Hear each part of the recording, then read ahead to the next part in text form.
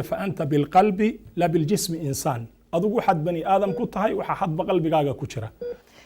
qalbiga waxa uu ka mid yahay xubnaha ugu muhiimsan ee insaanka waxaana ku dhaca cudurro kala duwan iyadoo marka laga soo tago cudurrada dhaqaatiirta loo geeyo oo ay daweeyaan dawooyinkan u soo qoraan ayaa haddana dhanka kale waxaa jira cudurro iyana ku dhaca qalbiga oo saameyntooduna aad ay u ballaaran tahay ay ka baaxad weyn tahay saameynta qofka insaanka jirkiisa kale ee ku yeelanayso marka cudurkaasi qalbiga uu ku dhaco oo waxa ay saameynaysaa mustaqbalkiisa dambe waa mustaqbalka aakhire iyo kan adduunyo intaba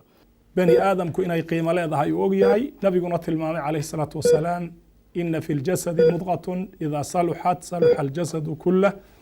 وإذا فسدت فسد الجسد كله ألا وهي القلب بالنبي المامع عليه الصلاة والسلام